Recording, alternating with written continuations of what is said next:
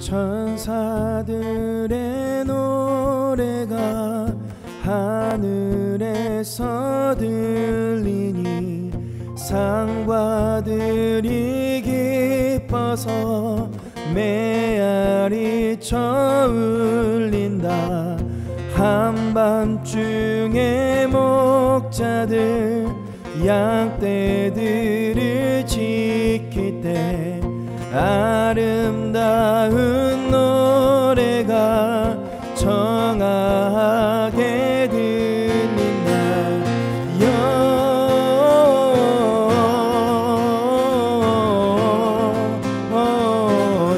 영광을 높이 계신 주께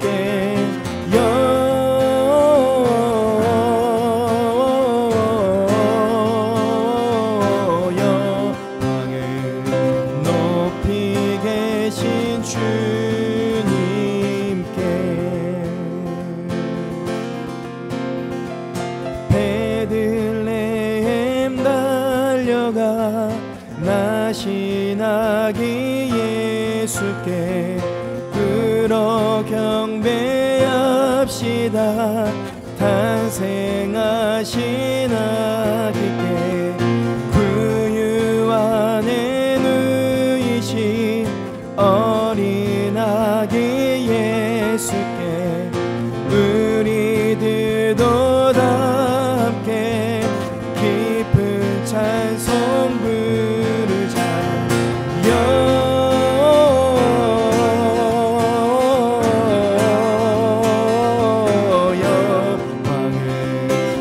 높이 계신 주께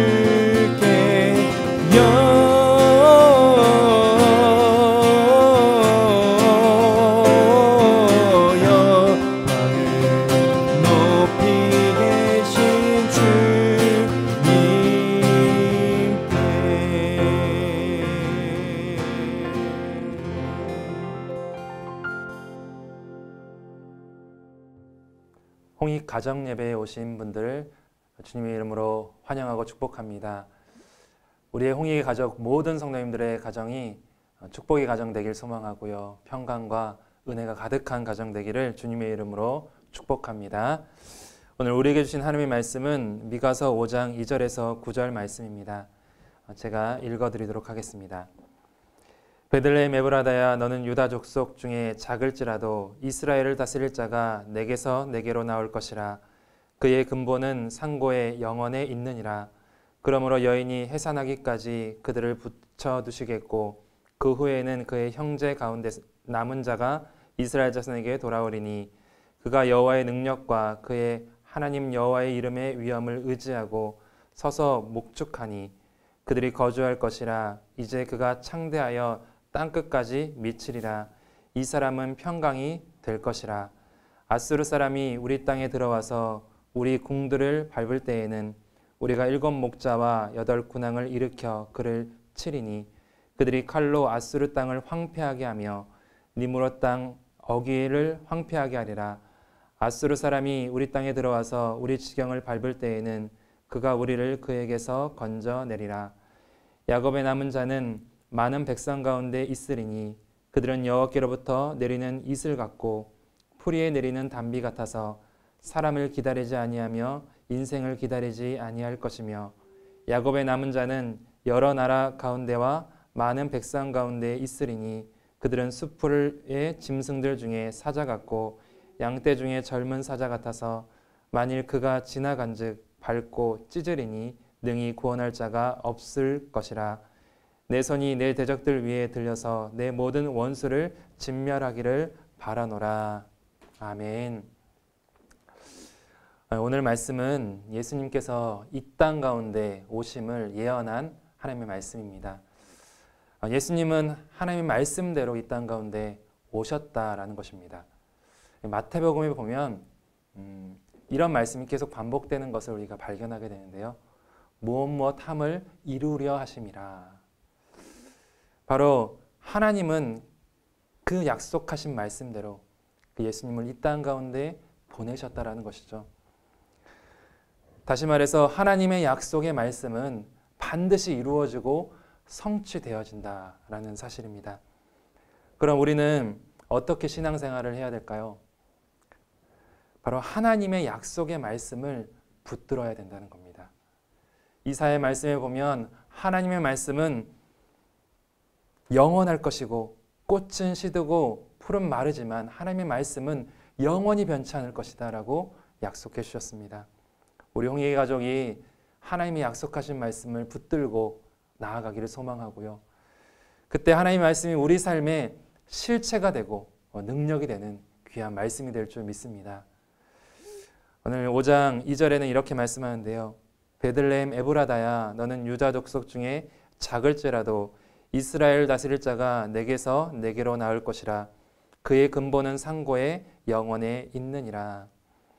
오늘 말씀에 예수님께서는 베들레헴에 오실 것이다 라고 약속해 주셨습니다. 그럼 왜 예수님이 베들레헴에 오실 것이다 라고 말씀하고 있을까요? 첫째로 예수님은 사망의 슬픔도 생명의 기쁨으로 바꾸시는 분이기 때문이라는 것입니다. 오늘 본문에 보면 이 베들레헴을 베들레헴 에브라다라는 말로 표현하고 있어요.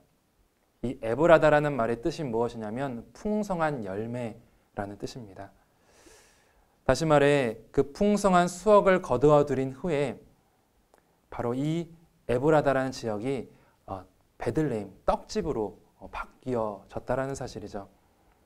그런데 왜 에브라다를 이렇게 함께 말하고 있는 것일까요? 바로 에브라다는 라헬이 베냐민을 낳고 죽은 곳이 바로 이 에브라다입니다. 그 후에 이 에브라다는 슬픔과 죽음의 상징이 되었어요. 바로 이 슬픔의 땅에 바로 예수님이 오심으로 말미암아 축복과 생명의 땅이 되었다라는 것을 보여주는 것입니다. 바로 예수님은 우리의 절망과 슬픔을 기쁨과 축복으로 바꾸어 주시는 분임을 오늘 말씀이 우리에게 말씀해 주시는 것입니다. 두 번째로 겸손의 왕으로 오셨다는 거예요. 베들레헴은 유다 족속 중에서 가장 작고 초라한 마을이었어요. 그런데 예수님은 그 작고 초라한 마을에 이 땅 가운데 오셨다라는 것을 보여주는 것입니다. 바로 겸손의 왕으로 예수님은 우리 가운데 오고 계시다라는 사실을 말씀하는 것이죠. 세 번째로 생명의 떡으로 오셨다는 겁니다. 이 베들레헴이라는 말이 떡집이라는 뜻인데요. 바로 우리의 영원한 갈급함을 채워주시고 우리의 영원한 만족되시기 위하여서 예수님이 우리 이 땅 가운데 오셨다라고 말씀합니다. 바로 그 예수님을 나의 주님으로 나의 하나님으로 고백하기를 소망합니다. 그때 우리의 삶에 회복과 변화가 있을 줄 믿습니다. 우리의 가정 가운데 그 회복과 변화의 축복이 가득 넘치길 소망하고요. 우리 홍익의 가정마다 이러한 축복의 능력이 가득 넘치기를 소망합니다. 그래서 오늘 말씀에는 이러한 회복이 나타날 것이라고 말씀하는데요. 4절에 보면 목자장이신 예수님이 양들을 돌봐주실 것이다. 친히 우리의 목자가 되어주셔서 우리의 가정을 지켜주실 것이다 라고 말씀합니다.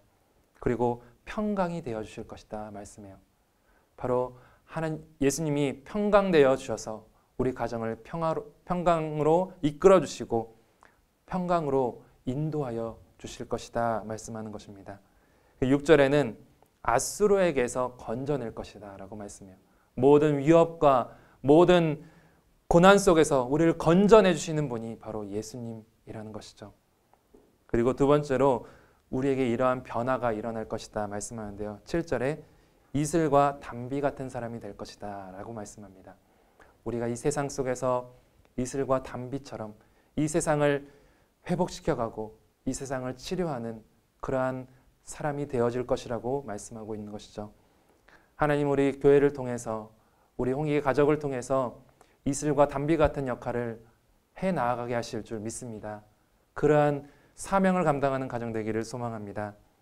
8절에 보면 사자 같은 위엄과 권세를 가지게 될 것이다 말씀하고 있어요. 우리 홍익의 가정이 사자 같은 그 권세와 위엄을 가지고 이 땅 가운데 주의 이름을 선포하고 복음을 선포하고 이 땅 가운데 하나님 나라를 증거할 수 있는 그런 가정이 되기를 소망합니다. 또 9절에 보면 최후의 승리를 얻게 될 것이다 말씀합니다. 바로 우리 홍익 가족 한 사람 한 사람 가운데 승리하는 역사가 있을 줄 믿습니다. 이러한 회복과 변화의 역사가 우리 가정과 직장과 우리의 삶의 현장 가운데 가득 넘치기를 주님의 이름으로 축복합니다.